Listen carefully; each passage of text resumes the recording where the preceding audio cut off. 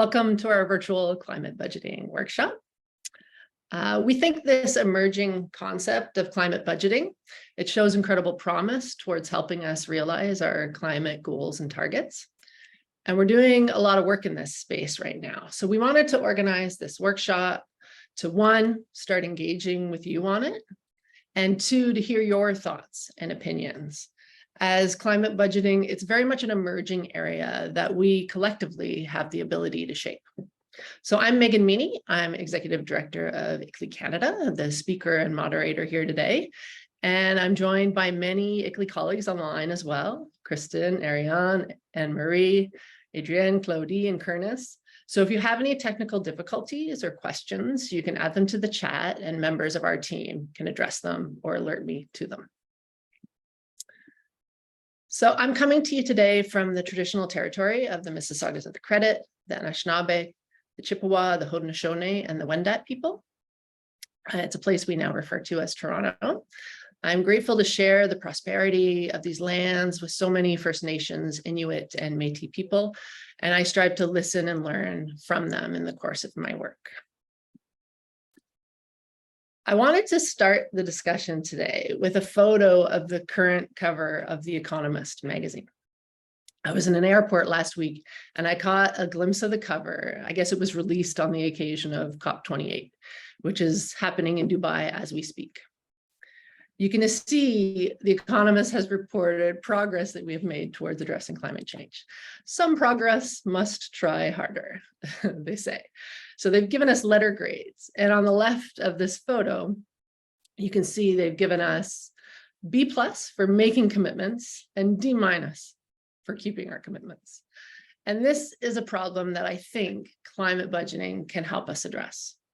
We think it shows really great promise to help build accountability and governance into our municipal climate planning and implementation processes. It can create a culture of consistent cross-departmental leadership, one that's more accountable and transparent towards official climate goals and targets that we have seen in the past. I think ultimately, it'll help us shift from making promises to act on climate change to promising results from our action on climate change. And I think this is like a subtle but pretty important distinction.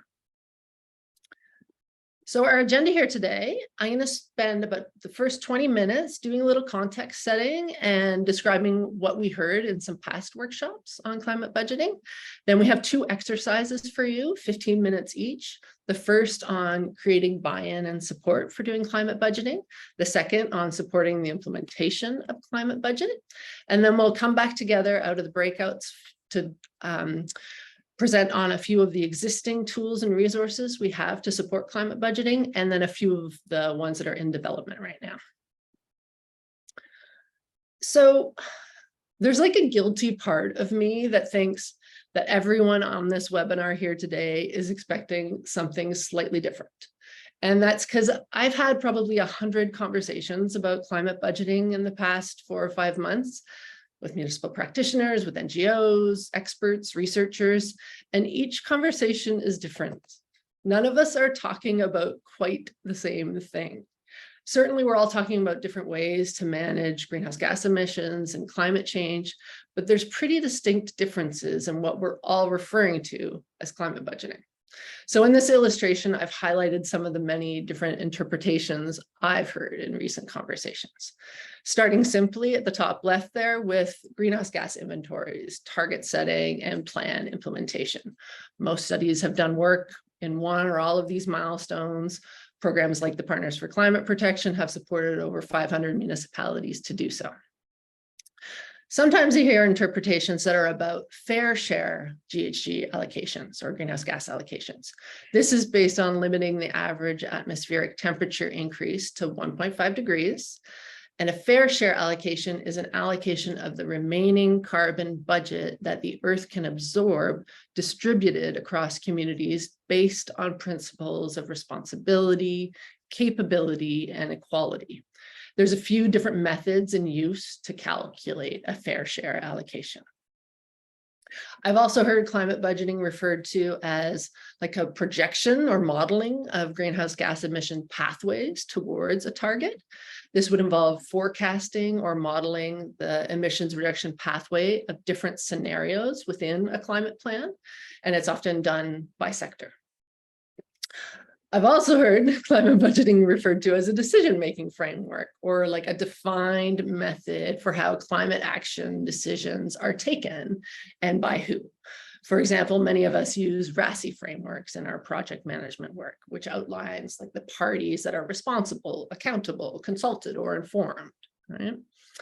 I've heard climate budgeting referred to as an accountability framework, which is more around a defined method for regular and transparent tracking and reporting against climate actions and targets, ideally including a method to address shortfalls.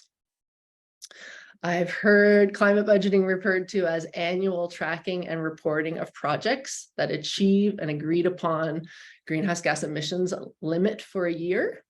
This is the closest to what I mean when I'm talking about climate budgeting. It's what the city of Oslo established back in 2017 when they coined the term climate budgeting, specifically using that word budget because it's modeled after the financial budgeting process that municipalities are so familiar with. And I've heard climate lens on council decisions. That's what climate budgeting means, which is more like a qualitative explanation or understanding of how decisions made by council will affect climate, often dealing with both the mitigation and the adaptation side. And then finally, I've also heard it as the annual financial budget for climate projects. So how much money a community will collectively spend on projects to address climate change over a given year. So lots of different interpretations of the same term. What I'd like to do now is we've created a poll, and I'm going to launch it in a moment, because I'd love to hear from you about what you think of when you think about climate budgeting.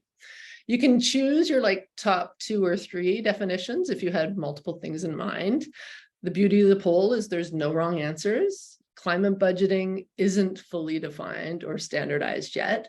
We have the ability to turn it into what we need it to be.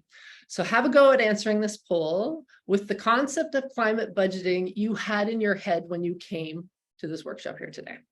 And if you had something entirely different in your head, there's a little other category where you can add that to the poll. So let me make sure I've got my poll ready to go here. I'm going to advance the slides by accident. There we go. I'm getting there. Polls.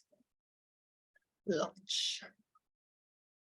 So there you go. You can take a moment, read the question, see the answers.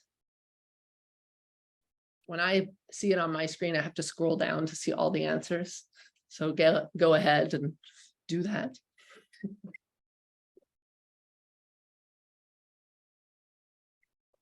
I see your answers coming in. Thank you very much. I'll leave it open for another 15 seconds.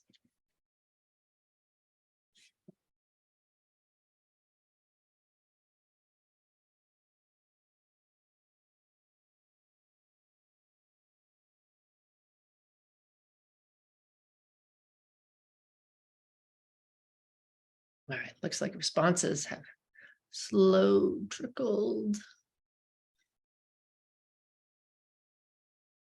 I'm going to end the poll and share results. All right, are you seeing it all? I think you are. All right, so see, I'm not wrong in thinking that people have different definitions of what this is. I think the most common at 57% is annual tracking and reporting of projects that achieve agreed upon GHG limits for the year, which is more like the City of Oslo style one. But right up there in 51% is the annual financial budget for climate projects. What's the next? 29% decision-making framework, also 29%, and emissions inventory, target, and plan. So, I mean, very interesting, right? And none of these things are mutually exclusive, but they are, slightly different. So it makes sense that we sort of pay a little attention to this so we can make sure we're all talking about the same thing. So on the screen now, you'll see our working definition of climate budgeting. And when I say our working definition, I'm referring to the work we're doing in collaboration with the Municipal Net Zero Action Research Partnership, or we would call NZAP. It's a research project jointly led by the University of Waterloo, Federation of Canadian Municipalities Green Municipal Fund, and ICLEI. We're also working with 11 other academic institutions, 8 national organizations, and 13 municipal partners. And one of the many things we're doing together is collaborating with climate budget leaders and producing a guide on climate budgeting. But more about that later. At the most basic level, we think of climate budgeting as a governance system that mirrors a city's financial budgeting process for climate change. A city sets a greenhouse gas emissions budget for the year and puts in place processes to ensure the budget is achieved and reported against, similar to a financial budget. The GHG budget for the year is usually determined through modeling exercises where we assess current or base year emissions, our desired future state, maybe that's net zero, and the possible pathways between the two. It generally involves departments from across the municipality putting forth greenhouse gas emission reduction projects for consideration. And each year, a set of projects are approved that will reduce emissions to the allowable level. And then climate specialists within the municipality typically support the process to ensure there's credibility and ensure consistent and comparable metrics and assumptions in tracking and reporting.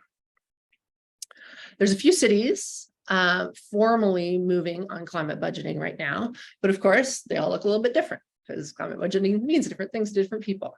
On the right, you can see Edmonton was the first out the gate. You'll see here, they call it carbon budget. Montreal on the left, they just released theirs 2 weeks ago, and it's fully embedded in the city's annual financial budget. And then Calgary in the center there, theirs is under development and it's being embedded into their accountability framework. And this is a photo of their public dashboard where they display their accountability framework. For the City of Toronto, I don't have a visual, but they have a recent council directive to start developing a climate budget. Beyond this, we're aware of many more Canadian cities considering it, and they're sort of in the process of weighing its merits and figuring out how to apply it. We're in the process of working with a consultant to conduct like a full landscape assessment of how climate budgeting is being applied, not just in Canada, but with our US counterparts and across Europe. I can share with you a few of the trends we're seeing so far. The first is climate budget versus carbon budget. We see a lot of flip-flopping with these two terms.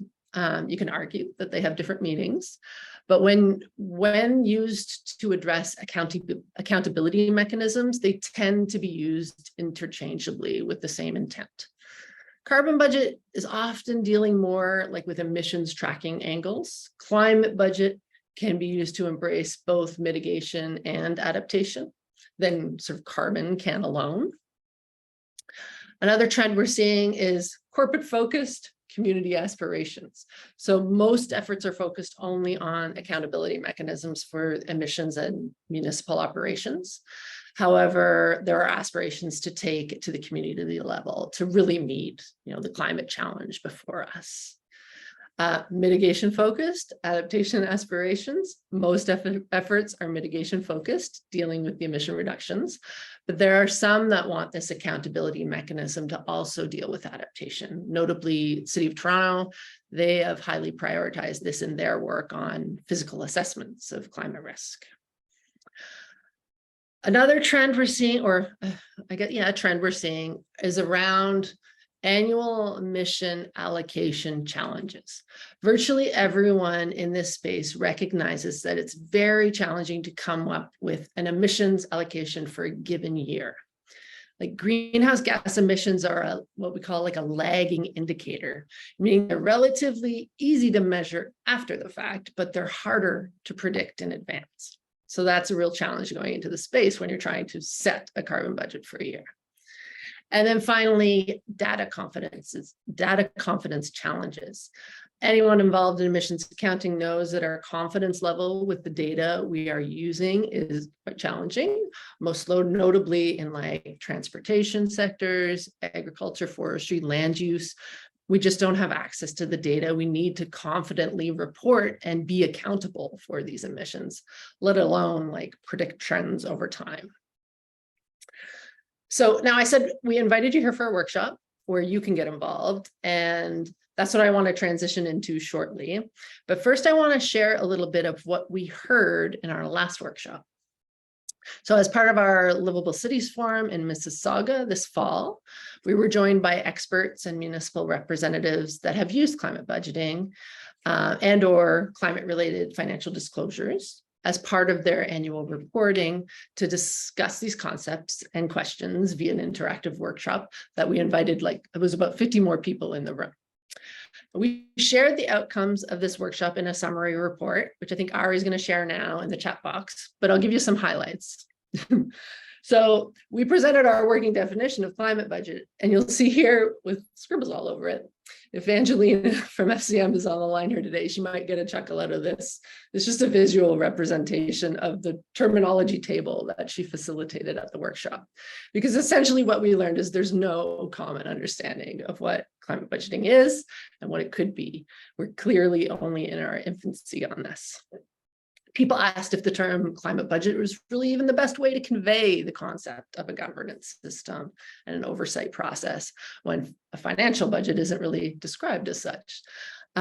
Do we have the means to confidently include emissions projections and adaptation considerations? Can corporate and community applications fall within the same system? How does this system coincide with the application of a climate lens? While this climate budgeting is a promising concept, there's no common understanding what it is, let alone kind of what can be achieved by it. We asked folks about how we could create buy-in. And if you're gonna get a chance to like chew over this question shortly. But what we heard was institutionalizing and implementing climate budgets is going to be challenging. Municipal staff are constantly facing pressures of like competing priorities, particularly right now around housing and affordability. Buy-in from internal staff across financial and climate departments is going to be challenging, given they come from very different areas of expertise. We've got conflicting methodologies and interpretations of tools and standards and methods. It's going to be a challenge. It currently already is with carbon accounting practices. And then finally, of course, financing this work is expected to be a challenging, from sourcing staff to allocating budgets for like consulting experience, for example. We asked folks about the need for standardization, and the overwhelming response to this question was yes, standardization is necessary for communities of all sizes. It's important for cross-municipal comparability, and also to ensure that small and medium municipalities are able to allocate time and resources to work beyond what they can take on voluntarily. A staggered approach to some sort of standardization was recommended, allowing time for like capacity and expertise to develop. There was very little concern for cross-industry comparability among the workshop participants. The primary concern was just around cross-municipal standardization and comparability. And then we asked about implementation.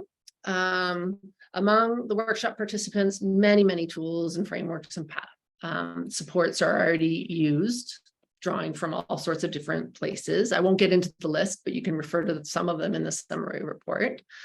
From an equity, diversity, and inclusion perspectives, the governance systems that we develop need to factor in long-term relationship building and representation in order to make sure that EDI considerations go well beyond tokenisms. Commitments to the process and regular reporting against it with meaningful indicators is necessary, as is the internal education and relationship building and power dynamics to mobilize over time. Discussion in the workshop also stressed the need for changing our value system and acknowledging that Western perspectives are not the only way. Climate solutions can have more or less value to different groups depending on their perspectives.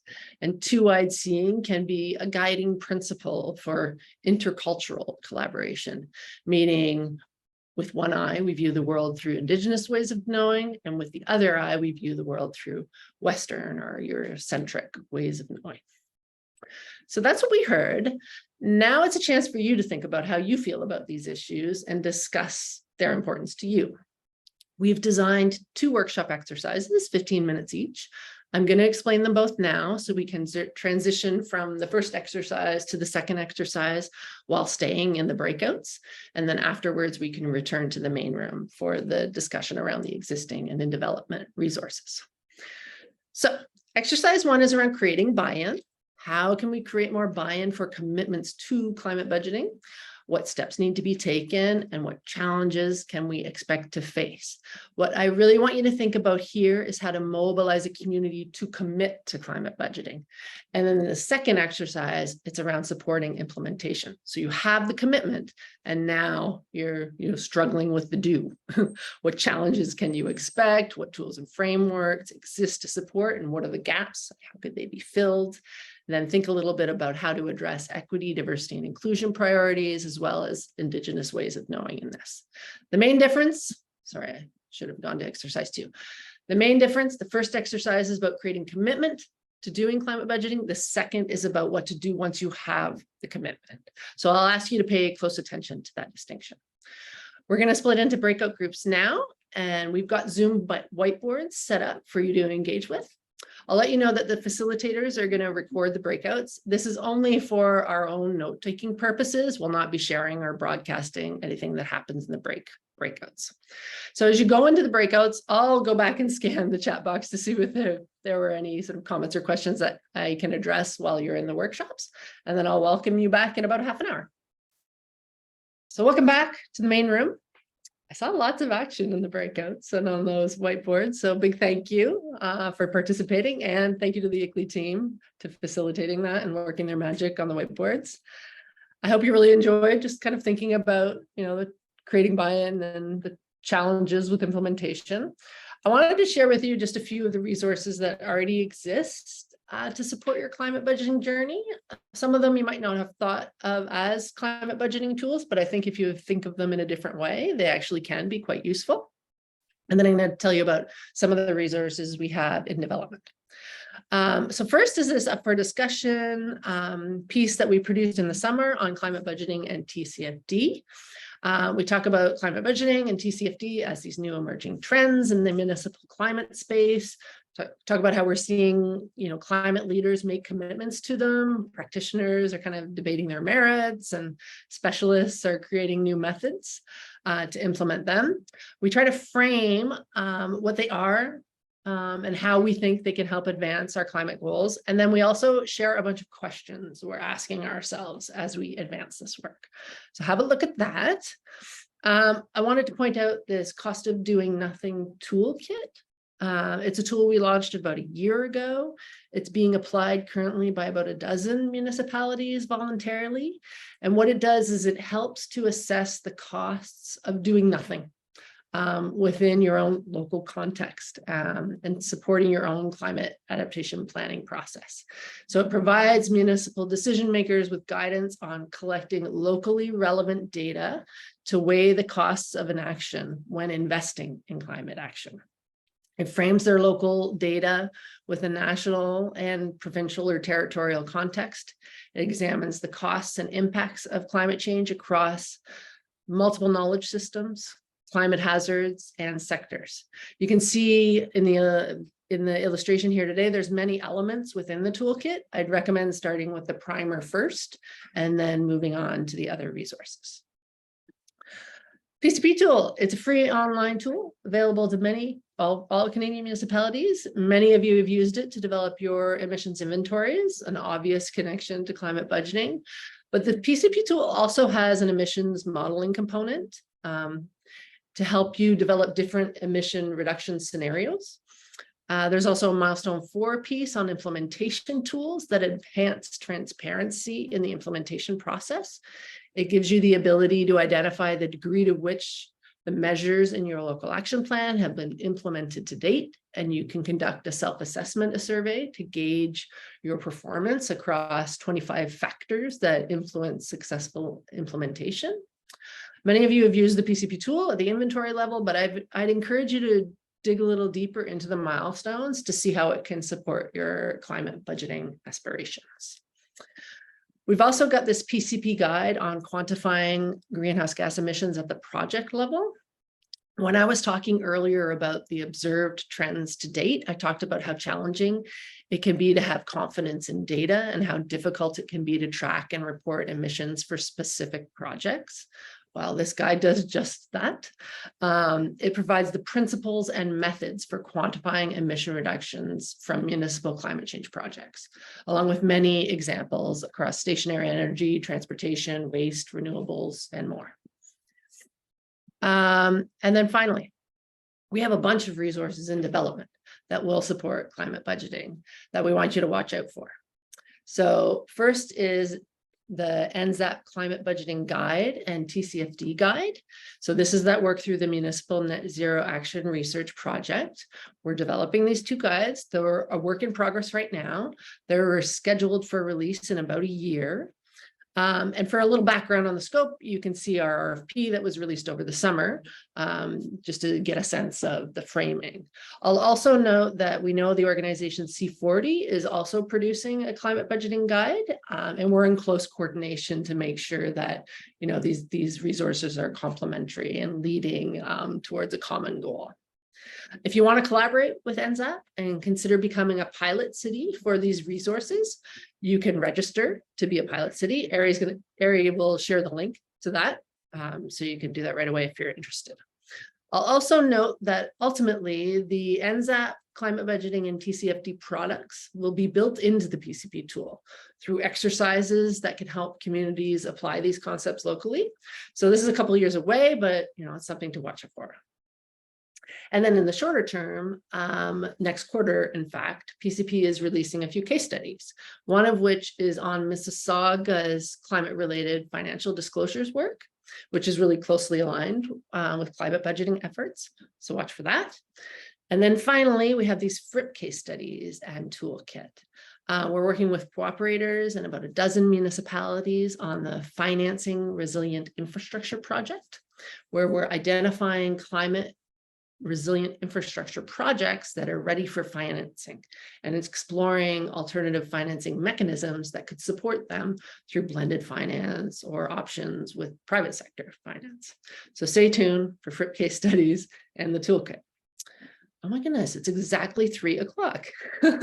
So the best way to stay on top of these resources is to sign up for our mailing list or follow us on LinkedIn. So just please stay in touch. And with that, I want to bring the session to a close. Thanks all of you for joining us here today, for sharing your thoughts and ideas in the workshop. And ultimately, thank you for being part, of shaping how climate budgeting evolves into the future. As I say, we have the opportunity to design how climate budgeting will work for us. So thanks for joining us on that journey, and I'll say take care.